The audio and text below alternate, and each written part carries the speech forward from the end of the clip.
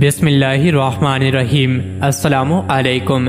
روزانہ واقعات سننے کے لیے اس چینل کو سبسکرائب کریں۔ حضور اکرم صلی اللہ علیہ وسلم کی پیدائش سے صرف 55 دن پہلے یمن کا بادشاہ ابرہہ ہاتھیوں کی فوج لے کر کعبہ ڈھانے کے لیے مکہ پر حملہ آور ہوا تھا۔ اس کا سبب یہ تھا کہ ابرہہ نے یمن کے دارالسلطنت صنعا میں ایک بہت ہی شاندار اور عالی شان گرجا گھر بنایا اور یہ کوشش کرنے لگا کہ عرب کے لوگ بجائے خانہ کعبہ کے یمن آ کر اس گرجا گھر کا حج کیا کریں۔ جب مکہ والوں کو یہ معلوم ہوا تو قبیلہ کنانہ کا ایک شخص غیظ و غضب میں جل بھن کر یمن گیا اور وہاں کے گرجا گھر میں پاخانہ کر کے اس کو نجاست سے لت پت کر دیا۔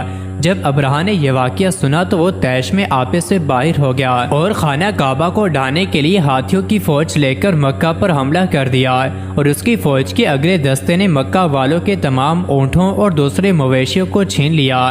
اس میں 200 یا 400 اونٹ حضرت عبد المطلب کے بھی تھے۔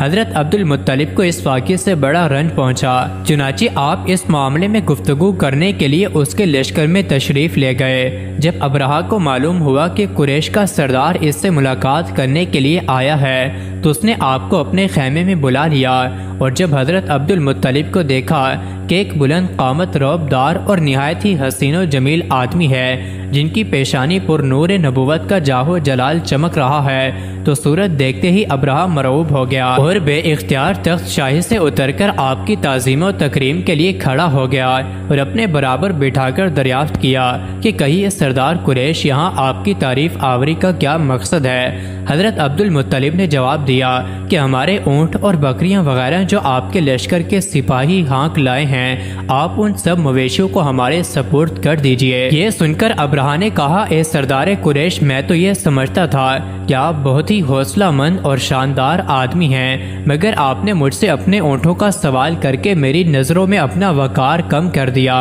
اونٹ اور بکری کی حقیقت ہی کیا ہے؟ میں تو آپ کے کعبہ کو توڑ پھوڑ کر برباد کرنے کے لیے آیا ہوں، آپ نے اس کے بارے میں کوئی گفتگو نہیں کی۔ حضرت عبد المطلب نے کہا کہ مجھے تو اپنے اونٹوں سے مطلب ہے، کعبہ میرا گھر نہیں ہے بلکہ وہ خدا کا گھر ہے، وہ خود اپنے گھر کو بچا لے گا، مجھے کعبہ کی ذرا بھی فکر نہیں ہے۔